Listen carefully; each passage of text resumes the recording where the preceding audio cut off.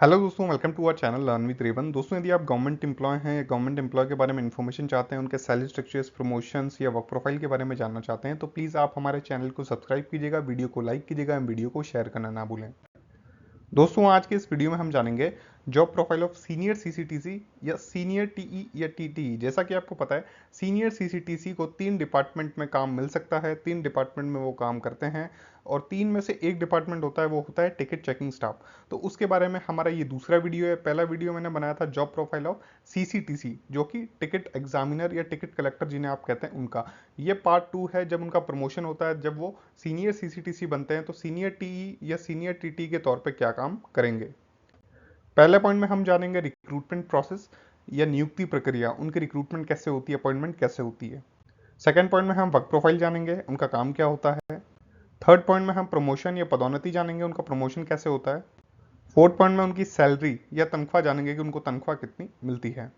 First point में हम जानेंगे रिक्रूटमेंट प्रोसेस या नियुक्ति प्रक्रिया।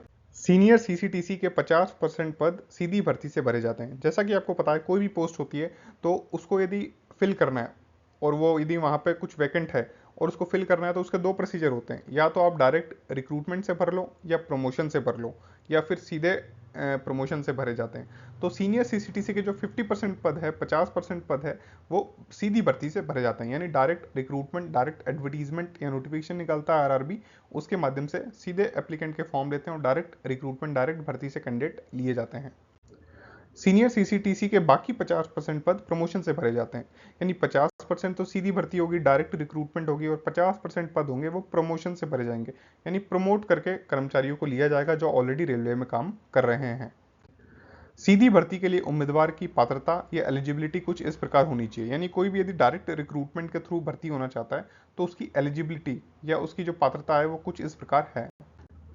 उम्मीदवार की आयु 18 से 33 वर्ष होनी चाहिए। जो भी कैंडिडेट है जो सीधे सीनियर सीसीटीसी बनना चाहता है, तो जो उसकी एज है वो 18 टू 33 ईयर्स होनी चाहिए, 18 से 33 के बीच में होनी चाहिए, जो कि सामान्य के कैंडिडेट हैं, जनरल के कैंडिडेट्स हैं।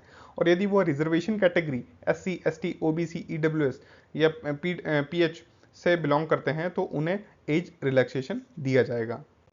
उम्मीदवार मान्यता प्राप्त विश्वविद्यालय से ग्रेजुएट होना चाहिए। जो भी कैंडिडेट है वो एटलीस्ट ग्रेजुएट होना चाहिए, यानी उसके पास BA BSc BCom की डिग्री एटलीस्ट होनी चाहिए, तो वह इसके लिए अप्लाई कर सकता है या इसके लिए पात्र या एलिजिबल है। सीनियर सीसीटीसी बनने के लिए मेडिकल स्टैंडर्ड B2 होना चाहिए। जैसा कि आपको पता है, डायरेक्ट रिक्रूटमेंट हो चाहे प्रमोशन हो, हर पोस्ट के लिए एक मेडिकल स्टैंडर्ड बना होता है। यदि आप उस मेडिकल स्टैंडर्ड के अंदर लाई करते हैं तब आप उसके लिए एलिजिबल होते हैं। तो मेडिकल स्टैंडर्ड B2 होना चाहिए सीनियर सीसीटीसी के लिए। सीनियर सीसीटीसी बनने के लिए अभ्यर्थी को 2 परीक्षा पास करनी पड़ती है, CBT 1 व CBT 2। जैसा कि आपको पता है, यदि आप आरआरबी के थ्रू भर्ती होते हैं तो CBT कंप्यूटर बेस्ड टेस्ट होते हैं, तो 2 टेस्ट आपको पास करने पड़ेंगे, then you will be qualified for medical examination या डॉक्यूमेंट वेरिफिकेशन। तो इसके लिए भी 2 एग्जाम्स होते हैं। सीनियर सीसीटीसी की पहली वैकेंसी एनटीपीसी 2019 में आई थी। NTPC non technical popular category की जो 2019 की वैकेंसी थी आरआरबी की, तो फर्स्ट टाइम सीनियर सीसीटीसी की डायरेक्ट रिक्रूटमेंट वहां से ली गई थी और 2018 में ये पोस्ट क्रिएट की गई थी।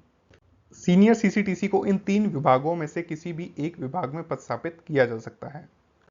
Ticket checking staff, commercial clerk और ECRC। जैसा कि आपको मैंने पहले बताया था, सीनियर सीसीटीसी 3 पोस्ट को मर्ज होकर एक पोस्ट बनी हुई है।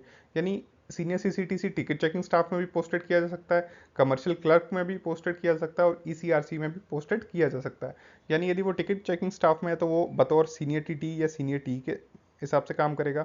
कमर्शियल डिपार्टमेंट में है तो वो सीनियर कमर्शियल क्लर्क के तौर पर काम करेगा, और ECRC में है तो वो रिजर्वेशन क्लर्क की तौर पे काम करेगा। तो आज का जो हमारा फोकस्ड वीडियो है वो रहेगा टिकट चेकिंग स्टाफ में। यदि कोई senior CCTC ticket checking staff में, तो उसका वर्क प्रोफाइल या कार्यशैली या सैलरीज क्या होंगे। सीनियर सीसीटीसी के बाकी 50% पद प्रमोशन से भरे जाते हैं। जैसा कि मैंने आपको बताया था, सीनियर सीसीटीसी के 50% है वो डायरेक्ट रिक्रूटमेंट होते हैं, यानी उसके लिए पात्रता मैंने आपको बताई, और एप्लीकेशन निकलती है, नोटिफिकेशन निकलता है, फिर आप अप्लाई करते हैं, CBT 1 CBT 2 पास करते हैं, फिर आप रिक्रूट होते हैं। और जो बाकी 50% पद है वो प्रमोशन से भरे जाते हैं। सीसीटीसी 2-4 साल की सेवा के बाद प्रमोशन से सीनियर सीसीटीसी बनते हैं।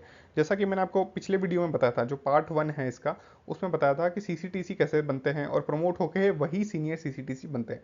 तो 50% तो आएंगे डायरेक्ट रिक्रूटमेंट से और 50% सीसीटीसी ही सीनियर सीसीटीसी बन जाएंगे। तो ये सेकंड वीडियो है इस जो एनटीपीसी सीसीटीसी की सीरीज है, इसके अंदर 6 वीडियोस बनेंगे। CCTC, सीनियर CCTC, CCTS, उसके बाद में CS, उसके बाद CS 4800 ग्रेड पे, फिर CS 5400 ग्रेड पे। तो ये सेकंड वीडियो है, बाकी के 4 वीडियो हैं वो भी मैं यूट्यूब पे बहुत जल्द अपलोड करूंगा, उसके लिंक मैं नीचे डिस्क्रिप्शन बॉक्स में दे दूंगा। सेकंड पॉइंट में हम वर्क प्रोफाइल या कार्यशैली जानेंगे, उनका कार्य क्या होता है, उनका वर्क प्रोफाइल क्या होता है। Senior CCTC, senior ticket examiner या सीनियर TTE का मुख्य कार्य ट्रेन में व रेलवे स्टेशन पर यात्रियों के टिकट चेक करना होता है। यानी यदि कोई senior CCTC ticket checking staff में पोस्टेड है तो वो एज अ सीनियर TE या सीनियर TTE कार्य करेगा, और उसका काम रहेगा कि वहां पे स्टेशन पे या फिर ट्रेन के अंदर टिकट चेक करने पैसेंजर्स के। ट्रेन में है तो स्लीपर में करता है, और यदि स्टेशन पे है तो रेलवे स्टेशन पे वो टिकट चेक करता है, यदि senior CCTC ticket checking staff में पोस्टेड होता है तो। सीनियर CCTC या सीनियर TE सीनियर TT को ऑफिस लॉबी में भी कार्य करना पड़ सकता है। जो HTC ऑफिस होते हैं वहां पे भी उन्हें काम करना पड़ सकता है। थर्ड पॉइंट में हम जानेंगे प्रमोशन या पदोन्नति। इनका प्रमोशन कैसे होता है, पदोन्नति कैसे होती है। Senior CCTC, senior ticket examiner या सीनियर TTE 3 से 5 साल की सेवा के बाद CCTS, चीफ कमर्शियल कम टिकट सुपरवाइजर बन जाते हैं, और यदि फिर भी वह टिकट चेकिंग स्टाफ में काम करेंगे तो एज अ डिप्टी CTI काम करते हैं। तो नेक्स्ट वीडियो रहेगा वो रहेगा CCTS के बारे में, यानी सीनियर CCTC प्रमोट होकर 3 से 5 साल के अंदर अंदर CCTS, चीफ कमर्शियल कम टिकट सुपरवाइजर, डिप्टी CTI बन जाते हैं। और नेक्स्ट वीडियो में हम डिस्कस करेंगे CCTS की ग्रेड पे, जॉब प्रोफाइल और उनकी सैलरीज क्या है, और नेक्स्ट उनका प्रमोशन क्या होगा। तो जब भी मैं वो वीडियो रिकॉर्ड करूंगा और अपलोड करूंगा तो उसका जो लिंक है वो मैं नीचे डिस्क्रिप्शन बॉक्स में दे दूंगा। फोर्थ पॉइंट में हम जानेंगे सैलरी या तनख्वाह, यानी सीनियर CCTC की सैलरी या तनख्वाह कितनी होती है। भारत के सभी रेलवे कर्मचारियों का मूल वेतन बराबर होता है। As you know, central government की जॉब है तो जो बेसिक पे, ग्रेड पे या लेवल या पे मैट्रिक्स रहेगी वो सेम एज इट इज रहती है। मैट्रिक्स लेवल L5 रहेगी 7 CPC के अकॉर्डिंग। 7 CPC है पे मैट्रिक्स है, उसमें लेवल्स होते हैं L1, L2, L3, L4, L5। तो L5 के अकॉर्डिंग इन्हें सैलरी मिलेगी। ग्रेड पे रहेगा 2800 रुपये। Grade pay as you no salary में या फिर बेसिक में इंक्लूडेड नहीं है, लेकिन ग्रेड पे हम ग्रेड या ऑफिसर की डेजिग्नेशन समझने के लिए हेल्प में लेते हैं या कंसिडर करते हैं, लेकिन जो मैट्रिक्स रहेगा वो रहेगा L5। अब हम सैलरी जानते हैं। बेसिक पे या मूल वेतन रहेगा 29,200, 29,200 रुपीज़। DNS अलाउंस या महंगाई भत्ता मिलेगा 12,264 रुपये। ये 42% के हिसाब से हमने कंसिडर किया है। अभी जो रेट है मई 2023 में 42% है, तो उस हिसाब से मैंने कैलकुलेट किया है। TPTA या ट्रांसपोर्ट अलाउंस मिलेगा 2556 रुपये। ये कर्मचारी को अलाउंस इसलिए दिया जाता है कि वो स्टेशन से अपने कार्य पे जा सके, उसके कन्वीनियंस के लिए पैसे दिए जाते हैं। हाउस रेंट अलाउंस या HRA मकान किराया भत्ता मिलेगा 5256 रुपये। ये हमने 18% के हिसाब से कैलकुलेट किया है। 3 टाइप की सिटीज है इंडिया में, XYZ, तो Y के हिसाब से हमने ये एग्जाम्पल लिया है। नाइट ड्यूटी अलाउंस या NDA कर्मचारी जब रात को 10 बजे से सुबह 6 बजे के बीच कार्य करता है तो उस दौरान NDA कैलकुलेट होता है, चाहे वो स्टेशन पे कार्य कर रहा हो चाहे वो ट्रेन में कार्य कर रहा हो। ट्रेन में यदि कार्य करता है तो ट्रैवलिंग अलाउंस TA के लिए भी एलिजिबल होता है। तो हमने नाइट ड्यूटी अलाउंस का लिया है 2500 रुपये। और NHA नेशनल हॉलीडे अलाउंस, यदि कर्मचारी नेशनल हॉलीडे को या राष्ट्रीय अवकाश के दिन कार्य करता है तो उसे नेशनल हॉलीडे अलाउंस भी मिलता है। और जो ग्रॉस सैलरी बनेगी एक सीनियर CCTC की, वो बनेगी करीब 51,000 रुपये। 51,000 सीनियर CCTC की ग्रॉस सैलरी बनेगी। इसमें हमने ट्रैवलिंग अलाउंस कंसिडर नहीं किया है। यदि कर्मचारी ट्रेन में कार्य करता है तो वो ट्रैवलिंग अलाउंस के लिए भी एलिजिबल होगा। TA के बारे में मैंने वीडियो बना रखा है, उसका लिंक मैं नीचे डिस्क्रिप्शन बॉक्स में दे दूंगा, आप उससे जान सकते हैं TA कितना मिलता है। डिडक्शंस रहेंगे वो रहेंगे 4400, 4400 रुपये डिडक्शंस रहेंगे, कटौतियां जिसे कहते हैं।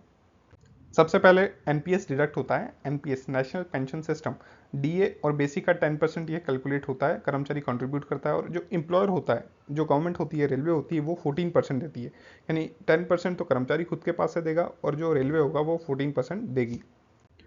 प्रोफेशनल टैक्स 200 रुपीज, स्टेट के अंदर प्रोफेशनल टैक्स करता है 200 रुपये। REIS railway employees insurance scheme group C में 30 रुपीज कॉन्ट्रीब्यूट होते हैं, और at the time of retirement या कुछ मिसहैपनिंग होती है तो ये पैसे मिल जाते हैं। इनकम टैक्स 51,000 रुपये सैलरी टैक्सेबल नहीं है तो इनकम टैक्स नहीं कटता है, अदरवाइज इससे ऊपर इनकम जाती है तो इनकम टैक्स पेबल होता है।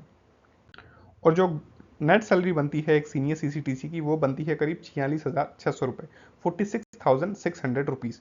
तो दोस्तों, आपको मेरा वीडियो अच्छा लगा तो प्लीज़ वीडियो को लाइक कीजिएगा, चैनल को सब्सक्राइब कीजिएगा, वीडियो को शेयर करना ना भूलें।